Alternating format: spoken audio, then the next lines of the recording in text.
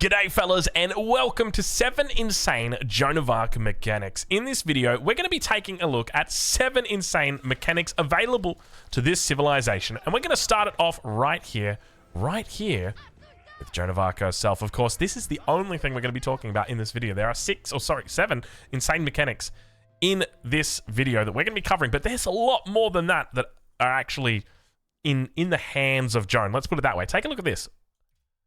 Look at this. Look at the size of that thing. It is like Dota 2 in here. There are so many unique mechanics that are in here and abilities that you can use. So without further ado, let's get to it and let's talk about Joan. So she's obviously the first thing. She starts off as a peasant. Now we've got her as a hunter at the moment. That's because we've leveled her up 1 level. But she starts out as a peasant, just like a standard villager, and then transforms into this. So the second thing to talk about is what you'll level her as. So you can choose between essentially like a man-at-arms, which is actually a woman-at-arms because she's Joan, or an archer. And we've elected to go with the archer, and this will most likely be the most common type of hero you'll see Joan turn into. And with that, she comes with a special ability, and that is the ability to do a divine arrow. Now, there's a couple of different ways that you can utilize this, but I suspect the most common way you're going to see this utilized is like this. You come in, spot the enemy vill, 1 shot, 2 shot, divine arrow. Boom. Just like that. Come in, snipe the villager, and on your way. You do 5 damage at your base, and then divine arrow does 40. So 2 shots. Oh, hold on. Give me a second here. I just need a couple of archers to defend against this attack. I do have Joan. How about I buff this area up with a little bit of healing? Oh, don't mind me, ladies and gentlemen. That is her ability called Divine Restoration. That is the other brand new ability. When I say other brand new ability, it's the other ability that she's got access to in the feudal age. She can heal up all of the units around her. Now, you might be looking at that and thinking, that's overpowered. How can she heal? That's so broken. It's actually not that broken. The way that it works is quite smart. Instead of healing a flat amount, hey, I can't be allowing that. You can't be putting up a keep. Look, I respect your freedom as a, what do we got here? As a juicy main, because I myself am a juicy main. But you can't be putting up keeps in a map like this. Look how close we spawn. You can put up a keep, put it up over on the deer hunt, mate. I don't mind. Just don't do it here. Anyway, let's spam a few more archers here because we got palace guards to deal with. Anyway, so the way that it works is quite smart. So it looks at the missing health of the unit and then gives back 30% of the missing health. So it's not 30% health where it just like brings it up to full. It's of the missing health. So even if it's missing 90% of its health, it's still not going to heal the full 30%. We gotta get this. Yo, okay, hold on. I gotta get a blacksmith out here. We gotta deal with this. The reason why I've got to do it like this is because I want to show you what Joan can do. And unfortunately for that, we need to be fighting the good fight. Oh gosh, jeez, that's gonna take a while. Hold your horses right here. All right, as long as these guys, is that gonna get up? I feel like Lord Doubt is smiling upon me. Is he age 3? He is too. He's got Shaolin monks. Oh gosh. Oh gosh. All right, hold on. Let's get some knights out here as well. Okay, there we go. Cool. Let's talk a little bit more about Joan. The next thing that she's got access to, this is in the feudal age, by the way, or at least at her level 2, because technically you can get this in the first age or in the dark age as well. It's called consecration or consecrate, where you can consecrate a building and it reduces the cost of food units in that building. So it might seem you might not expect this, but you can actually consecrate your town center. So let's do it. Your villages now, instead of costing 50 food, cost 37 food. That's pretty cool. So it means you're saving 13 food per villager, and this works out to be a total of about 40 food every single minute that you're saving because of this. That's a pretty cool. That's pretty cool. I like it. But let's say you wanted to go a little bit bigger than that. Let's say you wanted to go for a school of cavalry, which is producing. Let's pull this bad boy up right here. It's producing a knight every 29 seconds. What you can do is you can consecrate that bad boy. So now, instead of paying 140 food, you're paying 105 food, which means you're saving 35 food per night, and you're making 2 every minute, which means you're saving 70 food per minute right there. Definitely a high-value target for consecrate. Now, remember, this is a charge-based system, and technically, you could consecrate every single building in the world if you wanted to. I'm not going to stop you, but it's going to be a long game, I'll say that much. So keep in mind, early on, you really want to focus on your stables to be consecrating. And another thing to note, because I know that you're probably thinking about it, the Joan of Arc doesn't have access to the same bonus of influence that the French have. So the French have a bonus around their keeps, which reduces the cost of units. They don't have that bonus. So just keep that in mind. So no stacking is going on. So we've talked about Divine Arrow, we've talked about Divine Restoration, and we've talked about Consecrate. Let's talk about the next level of Joan, because we've got the chance to go big. And that is through her Rider's Companions. So you can choose either the Rider's Companion or the Champion's Companion, and it's up to you, but I'll go with the Riders. The way that this works, it's pretty fun. So you have summons, basically. Think of it like you've been playing Warcraft 3, and you know those little... What's his name? Is it Keeper of the Light? No, Keeper of the Light's not the one. Who's the guy that can summon the elementals? I know him. I know him, and he does the black hole. Black hole! Anyway, it's the same thing. I can summon elementals. Bring them out, boys. There they are. These are my elementals, except they're Joan's Riders. And they've got an extra little bonus damage, a little bit of bonus armor when they're near Joan. Now, this is on a cooldown every 4 minutes. So you want to be using this as often as possible. And if you really like this unit, let's say that you love a unit that counters crossbows specifically.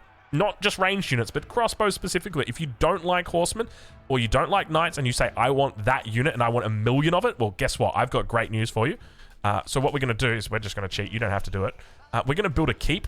In fact, we're going to go to the Castle Age. We're going to go to Castle Age. Then, once we're in the Castle Age, we're going to build a keep. And with our keep, we're going to have access to that unit. Look at that. There we go. So we are AoE 2 right now. Just when you thought we were Dota, you were wrong. We are actually AoE 2, and we can build our unique unit from our keep. On top of that, you've also got access to companion equipment, which just gives you a little bit of it's like a veterancy upgrade, I guess you could call it. And anyway, let's get on to our next mechanic that I really want to talk about. It's called Strength of Heaven.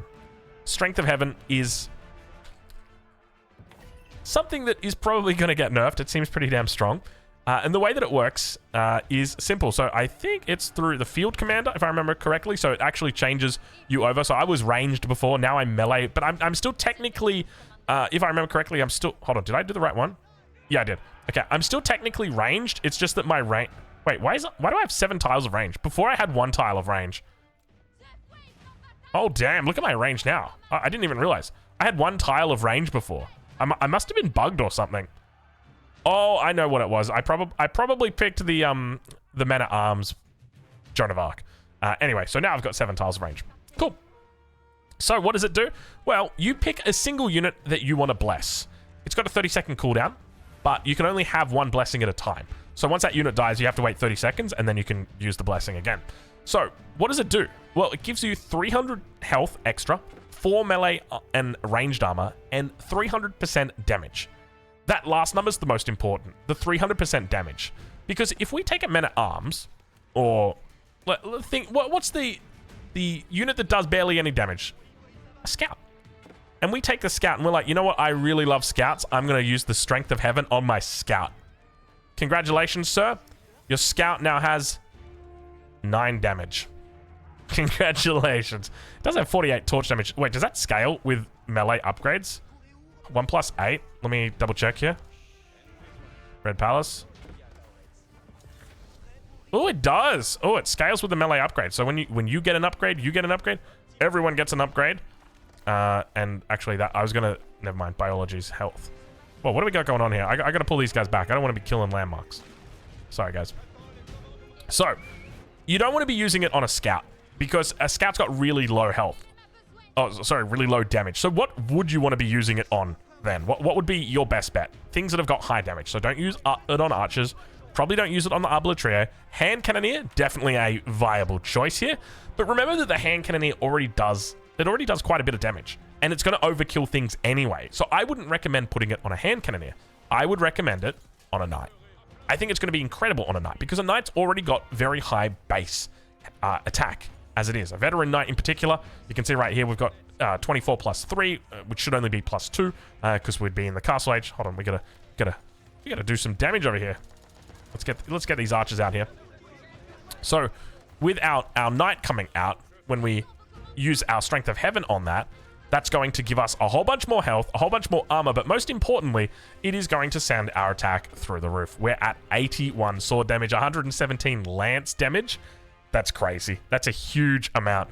And just remember, there's no cost associated with this. So these are all your abilities that you could be using throughout the game. So, you know, I'm going to consecrate here just so that my archers I'm paying a little bit less for. And you know what? I've looked at that and I've said, you know what? I hate the fact that I have to pay the full price of gold for this. So I'm going to fix it. I'm going to use Ordnance Company so that my consecrated buildings now have a reduced wood and gold cost for the units that they produce. Thanks. Now, the hand cannoneer is cheaper as well. And now I don't have to pay gold, or I don't have to pay as much gold for my veteran Royal Knight. There you go. Absolutely wonderful upgrade. Obviously doesn't affect upgrades. I was just double checking it. I'm like, does it affect upgrades? Doesn't affect upgrades. It's only the units that are built. And throughout this game, another thing to note is that as you age, or as you go level up Joan, her skills actually level up as well. So earlier on, you'll remember that I was talking about how what you do is you do 2 shots with your archer, and then you use your divine arrow to get the last hit on the enemy villager. Well, now your divine arrow does 150 damage. This little spearman over here, check this out. Boom. See you, mate. This guy? What are you doing, mate? Get out of here. What's this guy?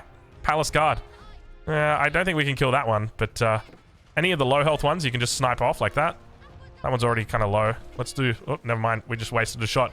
You get the point. It still scales. Consecrate, it's not going to scale. And your Divine Restoration doesn't scale either. That's still just 30% of the missing health. That's important to note. So you'll never get max health with that bad boy right there. Now, that's just one side of Joan I've shown you. Let me show you a side you're yet to see. A second side of Joan. A side of Joan that's a little bit more close, personal, and intimate. A side of Joan that is dangerous. So, what am I talking about? I'm talking about the men-at-arms version of Joan. So, what we're going to do, we're going to turn on our cheats again. And we are going to get access to those new abilities. So, we're going to go down the path of the warrior this time. And as the path of the warrior, you, instead of becoming an archer, you're a woman-at-arms.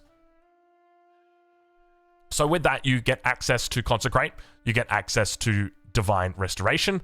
However, instead of having Divine Arrow, I think it was, you have access to Holy Wraith. Holy Wraith is an AoE effect. So if you've played, I'm trying to think, if you've played Hon or Dota, think of it like Pudge's Stink. That's probably the best way I could say it. Think about, like, Joan is very stinky. She hasn't showered in a long time, and when she gets angry, she smashes her sword onto the ground and says, "Give me a shower!" And everybody around her dies. So it's not like that, but you know, like it's that general idea. Except it's a big burst of damage. I can't think off the top of my head. I'm thinking like Hammer Storm, but that's more of like targetable, so that's totally different. But essentially, you run into battle. And you're like, yo, what's up? You want to fight? And they're like, yeah, we'll fight. Well, actually, this guy doesn't want to fight. He just wants to run. And that's fine. Sometimes they want to run. Sometimes they die by the sword. There you go. So you've got a nice, cool little ability here. And remember, this scales throughout the whole game. So at the start of the game, you're looking at Joan and you're like, definitely, I want the archer. But now all of a sudden, you're like, wait, if I get Castle Age and there's a big fight happening and I've got Joan and all of a sudden I use Holy Wraith, oh, that could be really good, right? Yeah, dude, that could be really good. Because remember, that Joan has got special bonuses. I haven't even talked about this one yet, but check this out. When Joan gets to level 3, which is what we're at right now, so she's melee and she's on a horse, she gains a new ability where, let me see if I can do it. Oh, here we go. At level 3, Joan takes 50% less damage from ranged attacks. That's right. So you can't pick her off as easily anymore, which all of a sudden means that having her as this melee unit, kind of like a knight right now, becomes genuinely viable. I think this is 100% an appropriate way to play her. She now does more damage with her Holy Wraith ability. Instead of doing 20, I think it does 35 or 25. It's up to 35 now. And she's gained access to call some men-at-arms, which are kind of like men-at-arms, but instead of countering nothing, which is like the men-at-arms, they actually counter spearmen. So they're quite legit because now all of a sudden, look at that. This is exactly what we were built for. And on top of that, we've got a whole bunch of armor. And remember, if we're close to Joan, we're gonna get that buff up where we do a little bit of extra, a little bit of extra damage and a little bit of extra armor for us. So that's really nice. And remember, AoE, boom, look at that big burst of damage that comes through. This is beautiful, right? This is absolutely lovely stuff. And it gives you two viable options. So now we're going to use the next cheat. And we're going to get Jeanne leveled up again. Because I've decided I want to see her Gunpowder Monarch ability. That's correct. Instead of Jeanne having the ability to call just her companions, Jeanne now has the ability to call her companions and give them a 35% attack speed boost within 4 tiles, and it lasts for 20 seconds. That is ludicrous. 20 seconds. So now all of a sudden your entire army is doing more attack speed. That's wild. If I remember correctly, we've also got to arms men. Yeah, so she calls 3 champions, which are those little guys, and a cannon.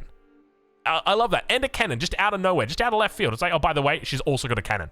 So you can technically get a cannon in age 3 with Jeanne if you do it right. So there you go. So now she runs in. So you can see she still does have that hand cannon here. Or it's called a blast cannon, which does...